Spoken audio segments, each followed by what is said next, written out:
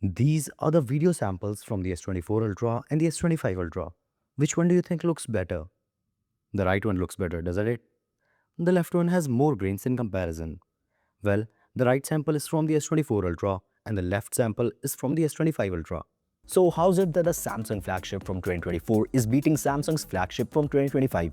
Is it really the case or is there something else going on? Let's find out in this S24 Ultra versus S25 Ultra detailed camera comparison. I'm recording this video from the Samsung Galaxy S24 Ultra and the Samsung Galaxy S25 Ultra at 4K 60fps. I won't be talking about their specifications much, instead I'll be showing you the real world samples to show the actual differences. This is the sound and video quality from both the devices.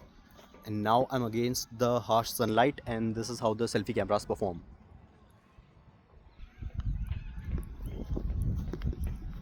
Both phones can also shoot portrait videos from the selfie camera at Ultra HD 30fps. But the S24 Ultra lets me adjust the blur intensity while recording the video. The S25 Ultra doesn't let me do that. The S24 Ultra also additionally offers these portrait filters. As you can see, the S25 Ultra doesn't offer any such filters. Here are some selfies I captured. Both captured great selfies with identical details. But the S24 Ultra's photos are sharper with enhanced colors, whereas the S25 Ultra captured realistic photos with more true-to-life colors. Same goes for this one as well. The only difference is that the S24 Ultra goes heavy with AI processing, sharpening the details and making the colors more vibrant, whereas the S25 Ultra keeps the colors and details realistic. I also captured some portrait selfies, and while the S25 Ultra captures better skin tones, it messes up the edge detection on the hair and on the wooden pole behind me. The S24 Ultra nails the edge detection, but the image is oversaturated. Again in this sample, the S25 Ultra lost the edge detection near the hand. The S24 Ultra again applies better edge detection with an overly vibrant image. The S25 Ultra is consistently applying softer edge detection, due to which the blur sometimes overlaps the subject. But overall details remain identical and the only major difference in the selfie cameras are the colors. Same difference can be noticed in these photos captured from the rear camera. At 1x, the S25 Ultra better manages the shadows. But at 2x, the result is opposite. The S24 Ultra is managing the shadows much better.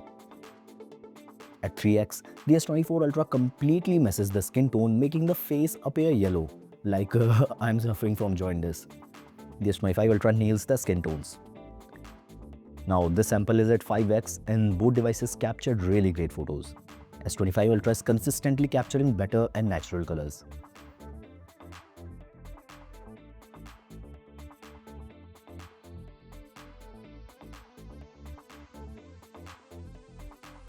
Here are the rear portrait samples. The edge detection is good. Details are identical in both phones, but as you can see, at 1x and 2x, the S25 Ultra is applying a bit more intense background blur, even though the blur intensity is maximum on both phones.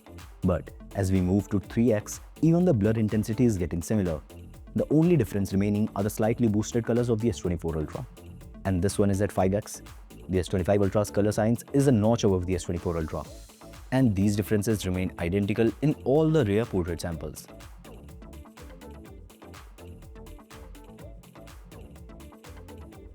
These are some ultra-wide shots we captured, and there is no difference in terms of detailing.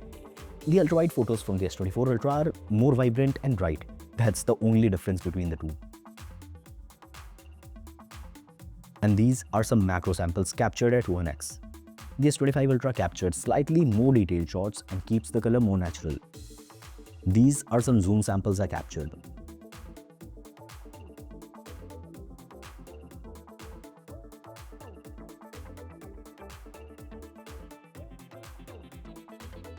In zoom shots, the S24 Ultra goes heavy with AI processing and makes the image more vibrant than actual. But at 100x, the S25 Ultra captures more detail. This video is being recorded on both the devices at 4K 60fps. Let's check the stability.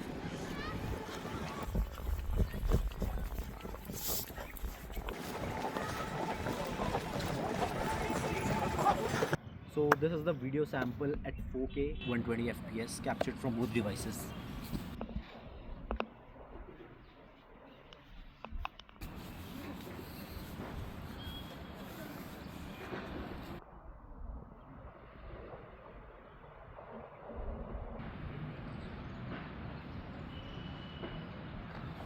Both these phones also support log video recording from every single rear camera at every single setting. So if you're an aspiring videographer, you can capture some seriously impressive videos from these two devices.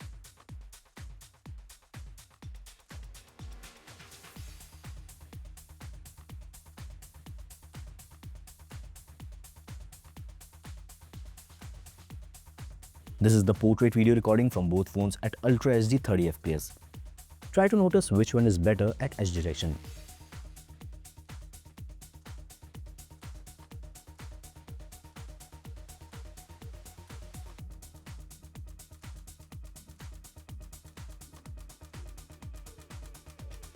Both phones also capture ultra-wide videos from their rear cameras at Ultra HD 60 fps.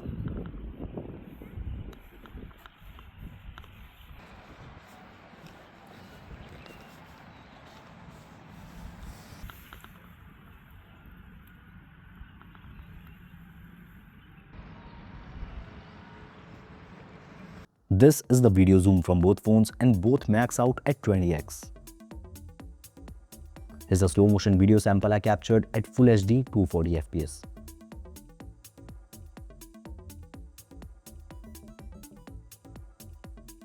Both can also capture Ultra HD slow motion videos at 120 fps.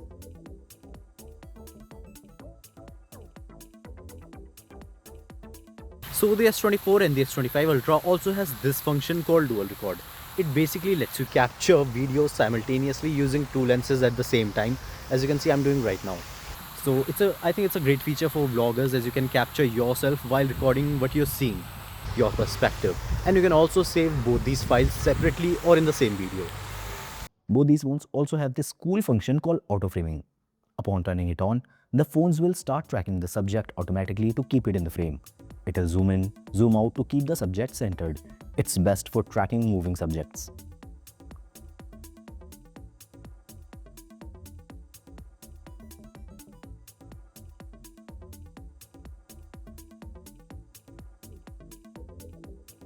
Another handy feature on these phones is single take.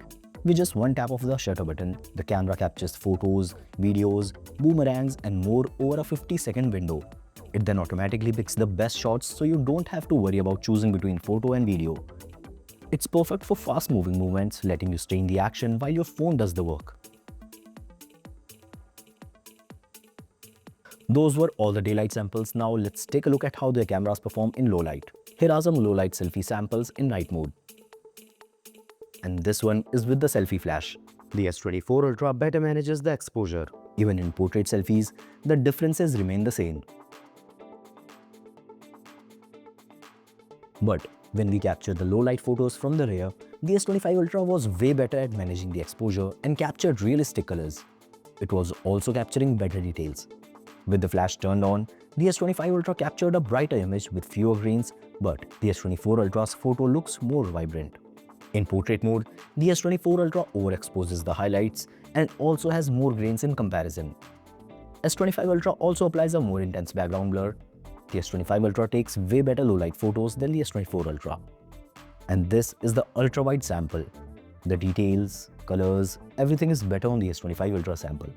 But in this sample, even though the S25 Ultra kept the scene realistic, it captured a dark photo.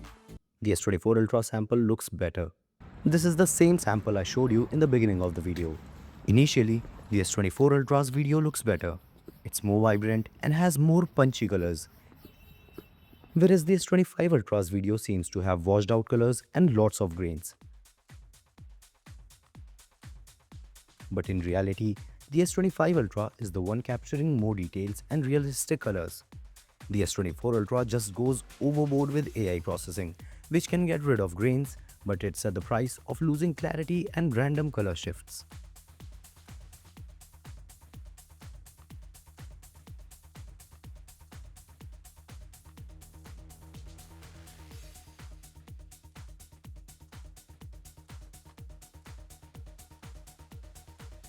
So, after testing everything, selfies, portraits, zoom, video, daylight and low light, here's the verdict. The Galaxy S24 Ultra tends to boost colors and sharpen details aggressively and make the photos look more vibrant. Sometimes that works in its favor, especially in daylight. But the Galaxy S25 Ultra focuses more on realistic colors, better skin tones and improved shadow control and significantly better low light performance. In consistent lighting, the differences aren't massive, but in challenging conditions, especially at night, the S25 Ultra clearly pulls ahead. So no, the S24 Ultra isn't really beating the S25 Ultra, it just has more aggressive image processing. If you prefer punchy, social media ready photos straight out the camera, you might like the S24 Ultra. But if you want natural colors, better exposure control and stronger low light performance, the S25 Ultra is the smarter upgrade. Now tell me in the comments, would you pick the S24 Ultra or the S25 Ultra?